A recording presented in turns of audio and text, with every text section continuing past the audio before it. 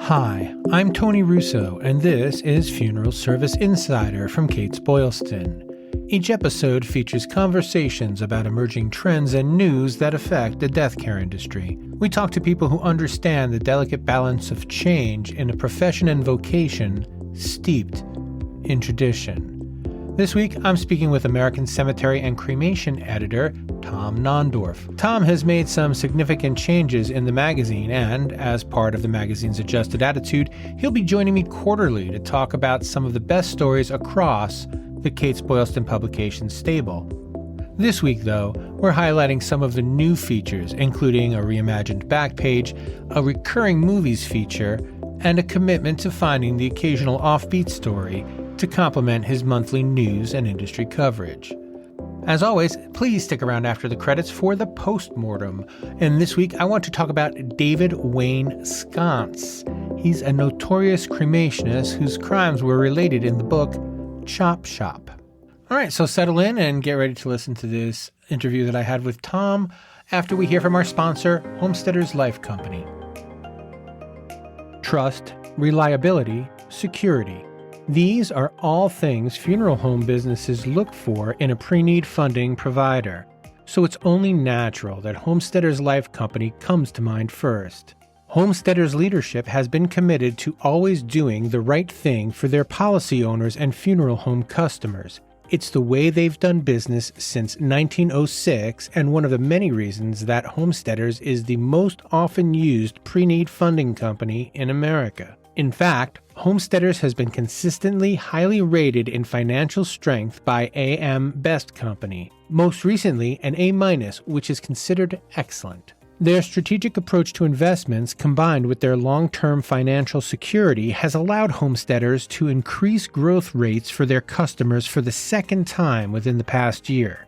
Following an increase of 30 basis points in March 2023, Homesteaders announced yet another increase of an average 60 basis points over current levels for all new businesses, and an increase of 6 basis points over current levels for in-force business for currently sold products. These growth rate increases offered by Homesteaders are among the highest from nationally ranked pre-need providers.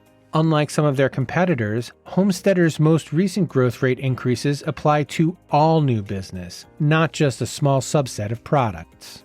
Successful firms look for a reliable pre-need funding partner with financial strength and a proven track record to ensure sustainability and help provide a much-needed service for their client families. But there are many other benefits that a strong funding partner can provide to help their businesses flourish. Homesteaders understands that when it comes to pre-need, one size fits all isn't the best fit. That's why they work with you to design pre-need programs that are custom-built for your business, not anyone else's. Visit homesteaderslife.com today to personalize your pre-need program with Homesteaders. So, let's just start with letting you introduce yourself, because even though I know you and I've been working with you for several months, not everyone does. So you are the new editor of American Cemetery and Cremation, and what else? Those are the only things I'm the new editor of. You meant what else do I do? What do you do? How do you justify your time here at Kates-Boylston? Well, yes, but backing up a little bit, I got here in, let's say late November, December. I guess it must have been late November.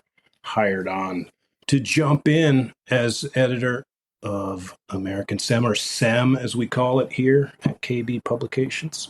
That just includes digging up stories, working with writers on stories. And one initiative I've had is to kind of bulk up American Cemetery with a little more intriguing content, a little more engaging content.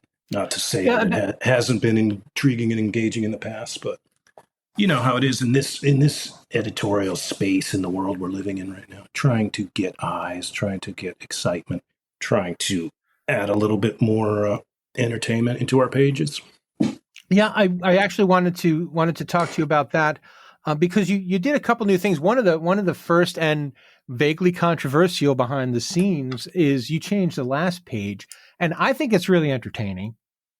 But there was some concern that there might be some some reader blowback because it was a little edgy for a magazine that's usually not very edgy at all. So talk about that last page and what you did, and and how it's worked out for you, because I look forward to it every month, honestly. Appreciate that. Last page it had been just a page of quotes, and that's the way we run it in American Funeral Director.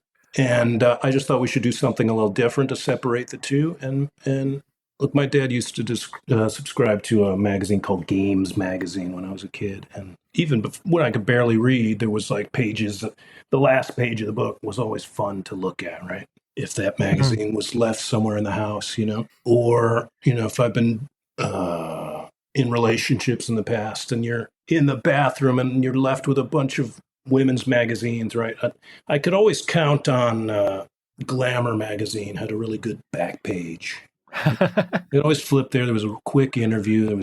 So I just thought I want to have a page that's a little more lively, because those quotes they're always great. Who can't use a good quote? But I think people can skim through something like that. But I thought let's see if we can get people's attention. Yeah, and one of the things you have to go back and read, and it's just that it's tonally different, and I think that's what it is. It's very casual, and a little sly, winky. Does that sound right? Yeah, I mean it's not trying to be too irreverent, of course, because we're a trade publication. But I think people also, there's enough other content in the magazine that a little bit of lightness isn't going to hurt. I got some really great today. Actually, I just got a really great email from a woman in a cemetery down in Oakland, just over the moon about that page. And that just happened today.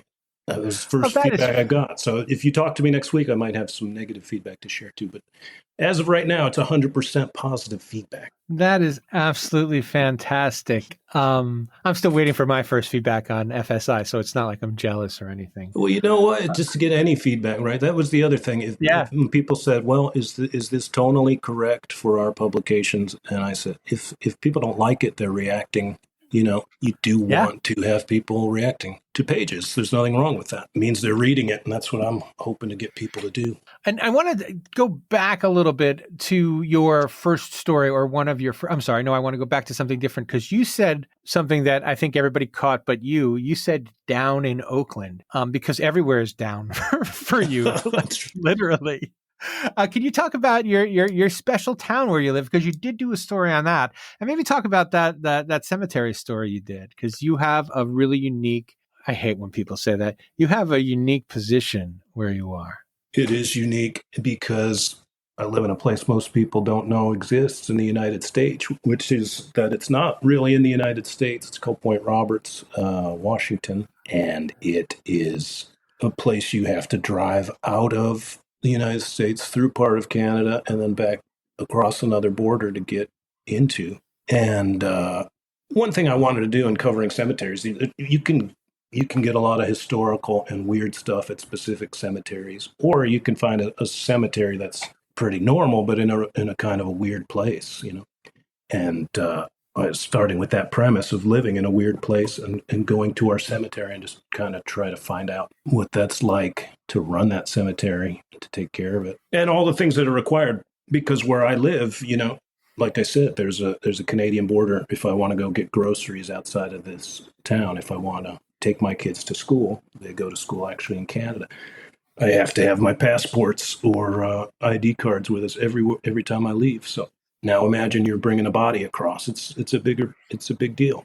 And it was a big deal during COVID and things like that. It got to be a really crazy deal with getting anything across the border to this town. So I've just lived here over a year and a half.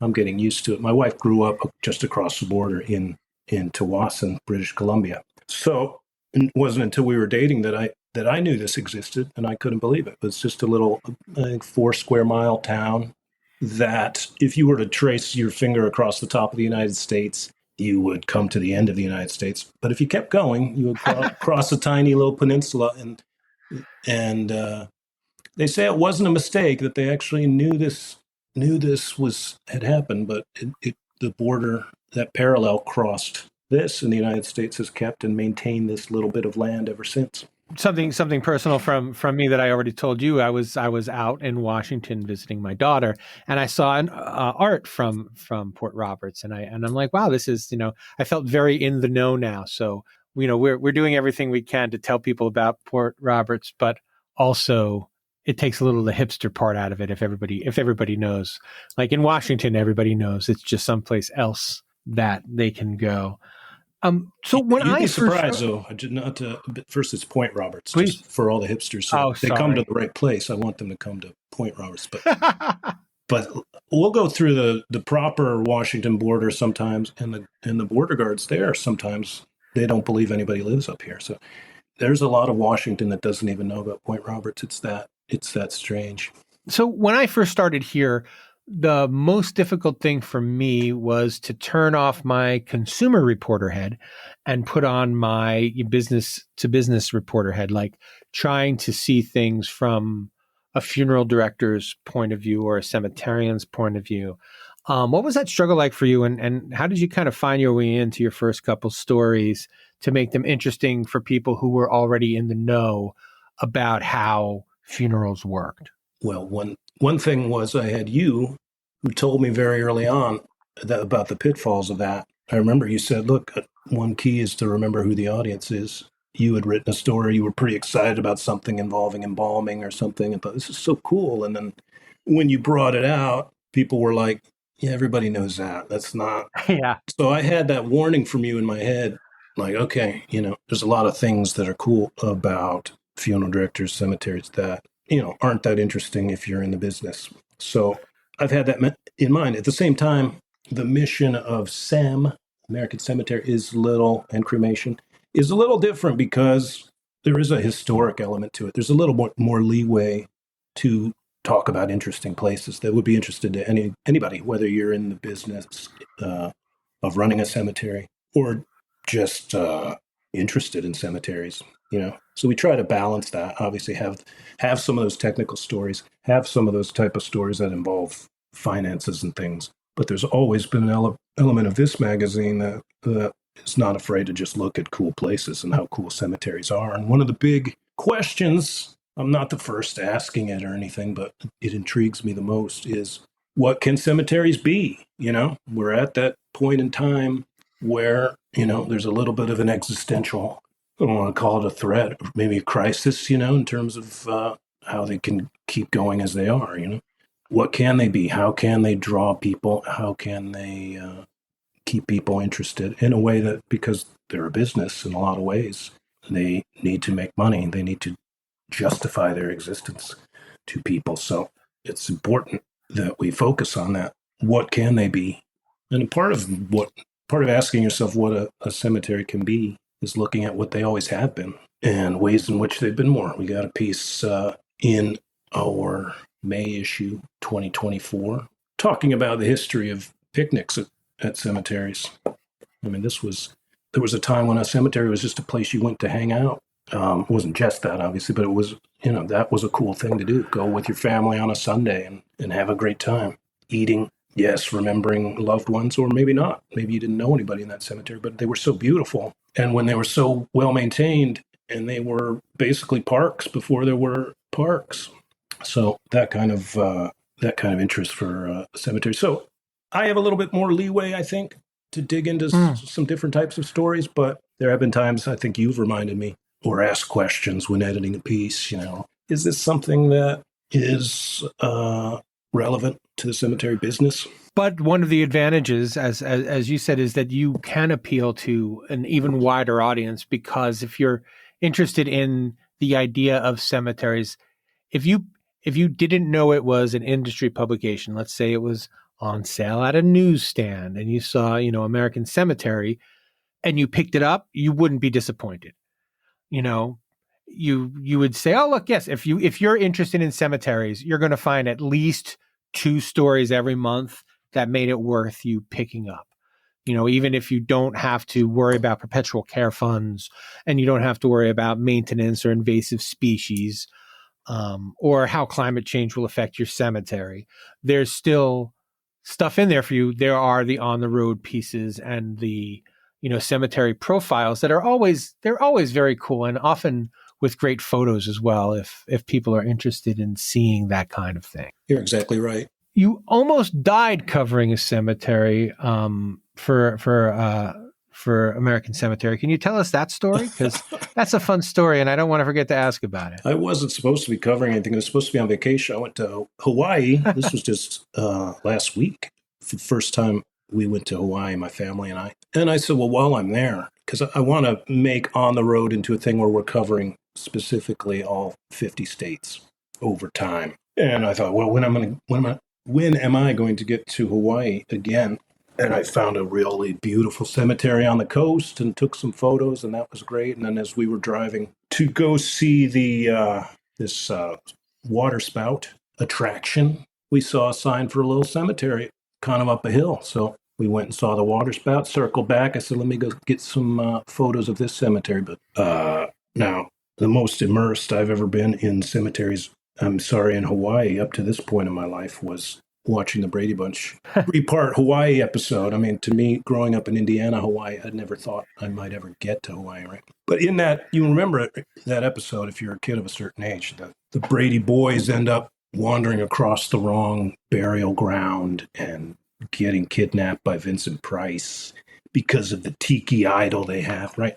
This suddenly was happening to us. Now, we didn't get kidnapped, but as soon as we drove up into this little cemetery, this was on the island of Kauai, it was bad vibes, man. The guy drove up in a little pickup truck, and it was like, I couldn't quite understand what he was saying. It's kind of like, why are you here? And I was like, I just came to look at the cemetery and pay my respects. I hadn't gotten out of the car and done anything disrespectful or anything, but he already didn't want us there. There was another vehicle in the distance, so my wife is convinced we were wandering across a crime scene of some sort. So I circled around to leave, and then he blocked me, and then he let me go past. Then he followed me out and chased me a couple miles down the road until I went through a roundabout and lost him. So that's a true story. I don't know what it may have been, a thing where it was just like he thought there was some disrespect. It was a private cemetery. I don't know. I mean, the signs seem welcoming enough, but boy, that sort of colored our Hawaii trip for a couple hours there, where we were like, man, what could have happened there? Yeah, also, the only signs that aren't welcoming are the keep out signs, right? No trespassing signs. Otherwise, signs are kind of by definition welcoming. So yeah, it's weird that they would have a sign and not want visitors, I guess, unless the sign says no visitors. Yeah, I didn't break across any boundary. I just drove up a road, and next thing I know, we were being chased. I was like, all right, this is like Brady Bunch stuff. That is absolutely fantastic. Hi, I want to take a second to talk to you about the upcoming Kates-Boylston Funeral Service Business Plan Conference set for June 4th and 5th at the Crown Plaza Hotel in Warwick, Rhode Island. This has always been one of our more popular conferences because we bring together experts from all over the industry to talk about up-to-the-minute solutions and approaches to getting your funeral business on the track that you want it. One of the best things about these in-person conferences is you get to speak with the experts face-to-face and get one-time information that won't be available anyplace else. For instance, there's an opening night cocktail party where we always have the opportunity to catch up with colleagues, to make new connections, and to engage in meaningful conversations with the speakers as well as with funeral directors from all over the country. In addition to the cocktail party, your registration includes 2 days' worth of sessions and breakfast and lunch both days. It also includes 1-year subscriptions to American Funeral Director and American Cemetery and Cremation, which is a $100 value in itself. This is one conference you don't want to miss. Early bird registration is open now, and the price is $199 until April 25th. Visit events.kates-boylston.com today to register, or, as always, you can find the link in the show notes. Make connections, ignite ideas, and be inspired. Register now and be part of the future of funeral service. See you in Warwick. Speaking of the Brady Bunch, and speaking of the way that you've already kind of started to reshape American Cemetery and Cremation, you started a feature, and I think is it going to be a recurring feature, the 5 cemetery classics or the cemetery classics? Is that a well you're going to visit with some sort of regularity? And can you tell me what it is and tell the listeners, I guess, what it is and what you hope to do with it? Yeah, we ran that piece in March 2024 called 5 Cemetery Classics. And the reason that got run like that is because we used to do what was called the 5 issue. And for SEM, for some reason, it was in March. And so I did this whole big thing. And then it turned out we kind of scrapped the idea of doing that issue anymore. So I ended up with, I could have had 5 straight issues of these, but instead I blew my wad in this one story. But 5 Cemetery Classics, though, the tie-in there was kind of not just scenes from movies, which is what this is going to evolve into, but 5 kind of classic scenes from literature that played out in movies that kind of a lot of people know in their heads. Some of the most sort of iconic scenes from cemeteries going way back to the dawn of literature, basically, and plays. Obviously, we had covered the Shakespeare Alas, Poor Yorick scene in the graveyard. You could probably do a lot of Shakespeare ones, I think, but that's one of the most iconic, the whole Hamlet. Everybody knows it. Holding the skull, that whole sequence, right. It's important, and so I thought it'd be fun to run through that. And yes, that's going to be a recurring thing, we won't be doing 5 of them each time. So that was a big fireworks to start it off with, but basically we'll cover a movie. And anyone out there who has any specific movies they'd like talked about, we're talking about scenes that take place in graveyards or cemeteries, churchyards. And some of them will be comic scenes.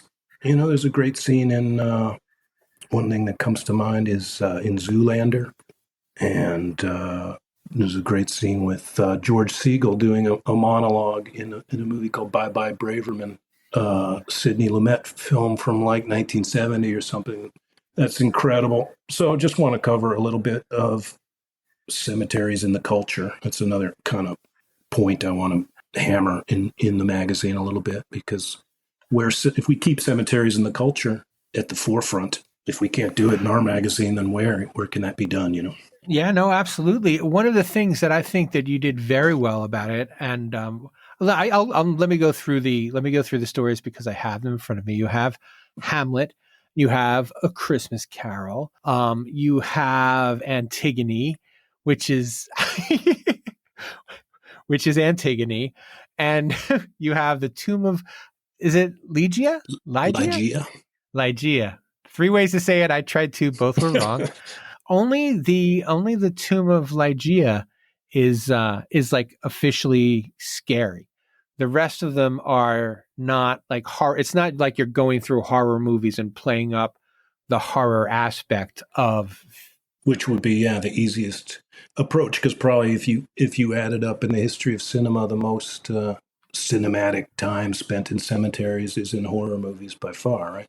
Right. So if you're taking suggestions, are you taking suggestions? Can people email you suggestions about? Yes, I didn't complete that, but definitely, if folks out there have any great cemetery movie scenes they would like covered, reach out to me at tnondorf@kbpublications.com. Let us know. And link in the show notes.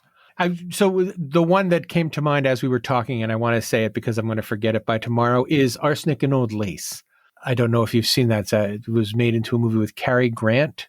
And it's about 2 little old ladies who live next to a cemetery and take in old men who they feel bad for and kill them so that they don't have to die alone. It is a comedy. It stars Peter Lorre and Boris Karloff and Cary Grant. And I'm sorry, I don't know any of the actresses' names because I'm a bad misogynist person. But anyway, that's one I thought you might have already heard of. I wouldn't have brought it up. It's amazing, and it's also amazing. It's often performed still on stage. It's one of those can't miss kind of shows because it's really good dark humor. And so how did you sort these? These are arguably the most important. Did they just come to you immediately, or did you do research and choose these? How did you choose these over others? That came from me thinking I had to do 5. See, and then I So if I do 5 of something, I want to tie them together somehow. And I the see. Shakespeare one was a natural to me. That's probably the most iconic cemetery scene if you went over history. And then Hmm. I tried to think, all right, what are some more iconic? At least then let's start with some iconic authors. So we had Poe, Twain. So I tried to make that my tying theme, which is to great authors, iconic moments. And I'm not suggesting that everybody knows Antigone. I don't know how many English majors are out there, people who had to take Greek drama at some point in their life. I happen to have to do I feel like I read that in high school. it. I think that was a common high school It's read, no? possible, Or yeah. am I that old? It's famous. I'm not saying don't know it either, but it's not a household name. But it was just done in Chicago. One of the great photos we got to run with that piece was from a theater group doing it in Chicago, and it was recently done at the Steppenwolf Theater in Chicago in a modern version that's about a family that has one of their kids, the perpetrators of a shooting, a school shooting type situation, and they get into a family sort of fight about should the son who perpetrated that be buried, in a cemetery or not? How should we treat his remains? So sort of a modern take on Antigone. So it's out there in the culture. Yes, no, absolutely. The other thing that I wanted to talk about a little bit is, so you have a kind of you sign off with the Nons. Where did that come from when you write your editorials? That's just I come from some different writing backgrounds. One was in the sports publications world, and I think I got the nickname there, Tommy Nons, and that just shortened at some point to the Nons.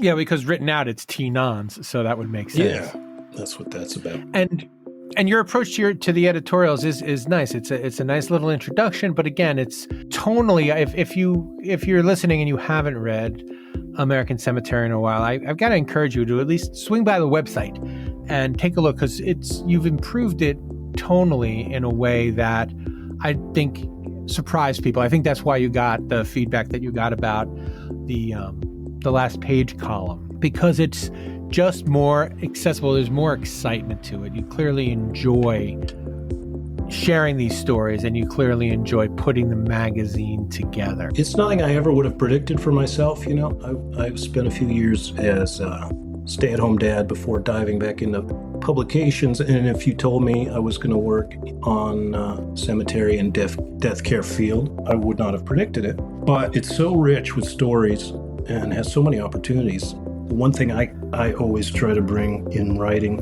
whatever the topic, is just to be real, So I want people to feel like, hey, this is a trade magazine first and foremost, and it's speaking to us, right, in our business.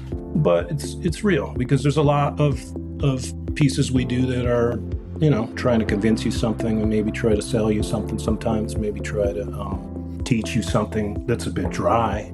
But I think you can do that and still make it engaging. I mean, if Well, certainly you succeeded it. Appreciate it. I think, not to just throw a compliment right back at you, but I think with what you brought to KB with your podcast is that in that same vein, I always feel like you're engaged with the people you're talking to. A lot of people don't have that skill in interviews. They're just asking a question, waiting for the answer, and it's just a repeat of that ad nauseum. What I feel like we get with you is a conversation, whether you're talking to me, whether you're talking to somebody who's just talking about pre-need material or something like that. So I try to bring that same element into the pages, right? There's a bit of real people writing this for real people. Yes, I agree. And if I can make light of your compliment, no one would just listen to me talk. So I have to get someone who's more interesting to me. Otherwise, I wouldn't get to talk. Yes, but the skill is to make them more interesting, and that's where I think you bring in. I know you want to leave it on a humorous note, but I think it does take a skill. And I think across our magazines, I mean, we have I'd be remiss not to mention my mentor here, Patty Martin Barchi, who is a legend. And she is, somebody said to me when I was starting that she knows this is the New York Times of death care coverage of this industry. And it feels like that. It feels like you're working on something important, but you're finding important stories and you take it seriously and you do it well.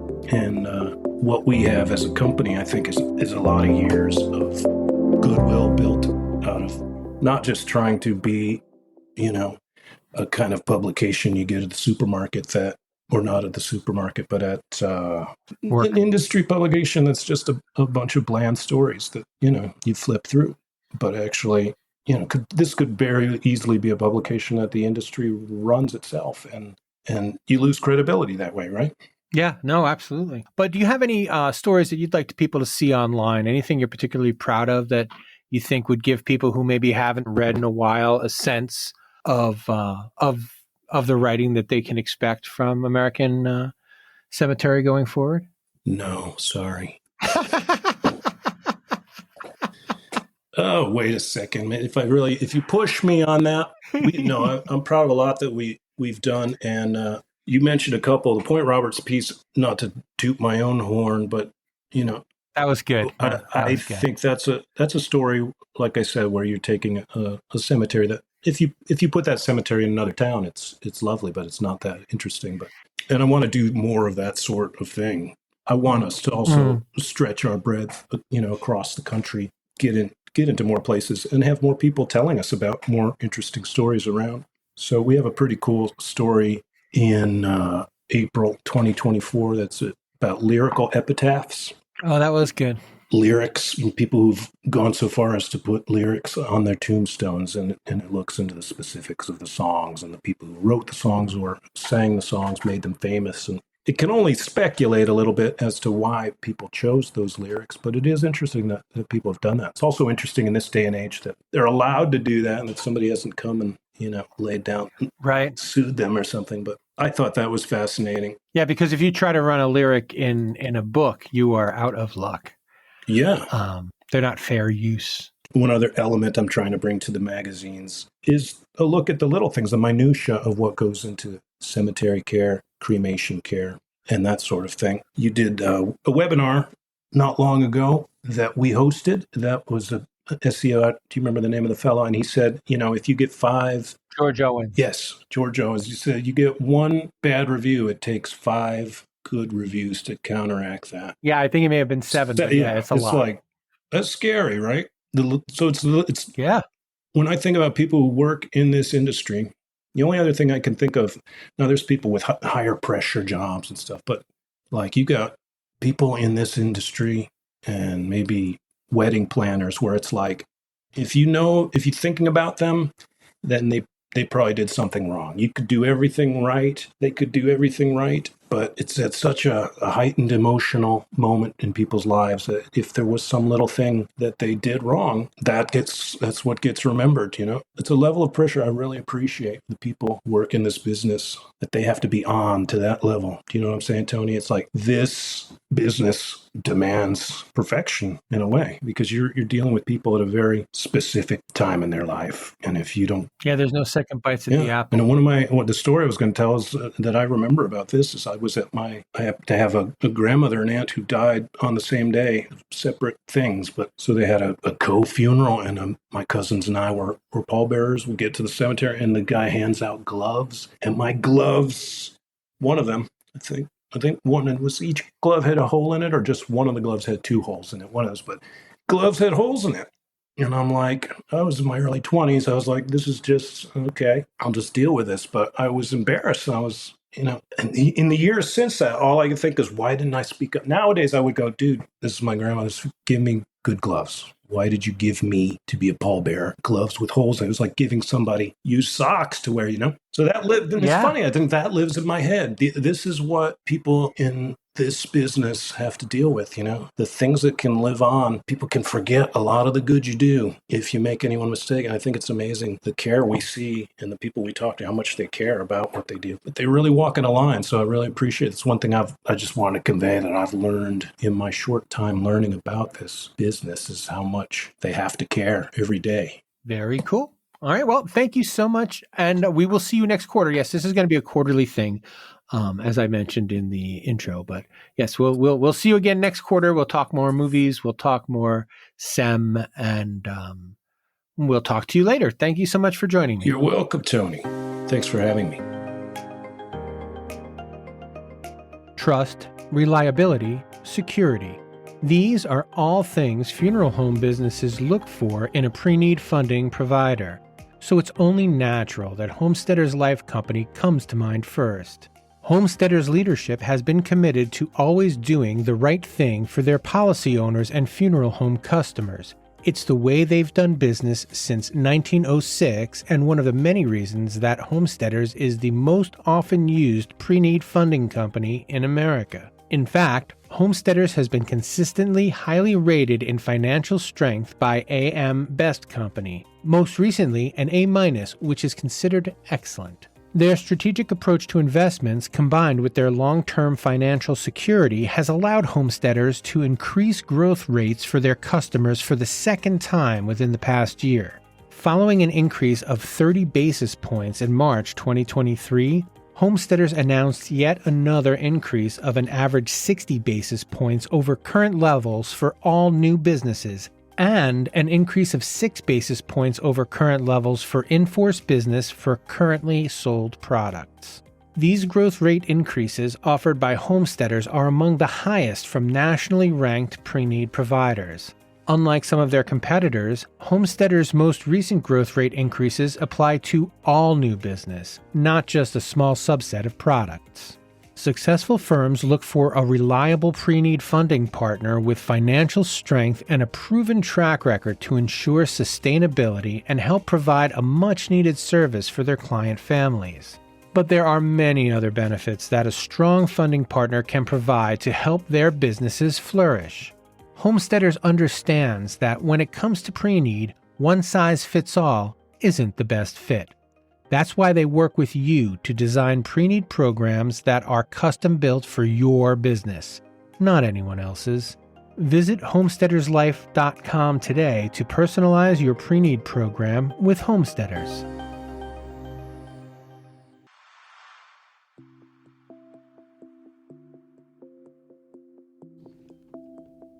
Funeral Service Insider, the podcast, is a Kates-Boylston production. It was written and edited by me, Tony Russo.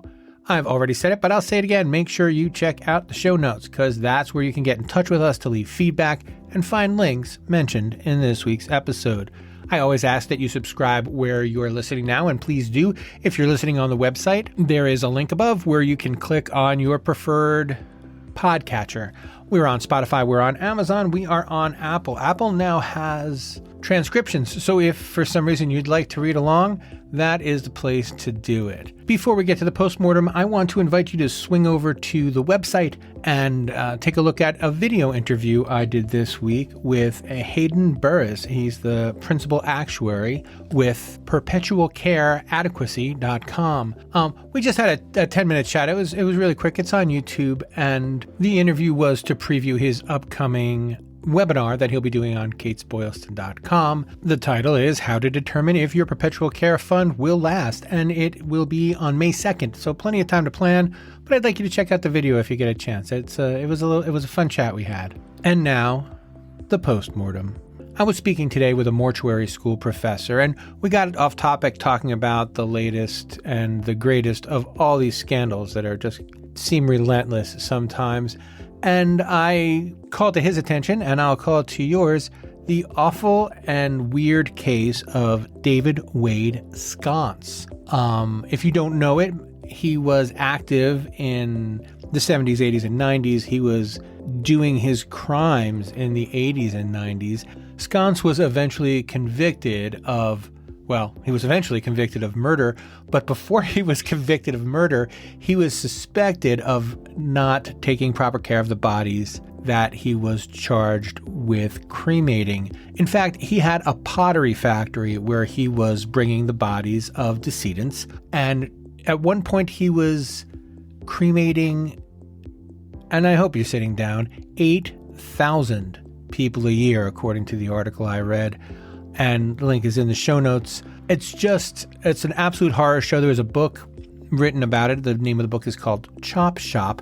And aside from the salacious and aside from the offensive, it is also a kind of a reminder that, this too will pass. So there are scandals that rise and fall, and eventually they're forgotten. And the number of funeral homes that are even just unseemly is probably in the 2% realm, we decided in our conversation, and that's out of 19,000 or so. So there are a lot of good funeral directors. And, Tom mentioned in the story, in the interview, that, it takes seven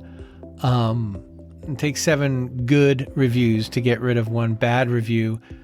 I don't know how many good reviews it takes to get rid of a couple of bad apples, but it's been a long year for direct cremation. And in the coming weeks in FSI and in other stories that I'm writing, we're going to explore something that I'm thinking of calling like this bounce back effect, where maybe people will start to embrace, for example, embalming a little bit more now that the funeral industry as a whole has accepted that cremation doesn't mean that people don't want anything. I think we've bounced. I think we've bottomed out and bounced. At least that's what I like to think. It pleases me to think that, because the people that I talk to are so good at their jobs.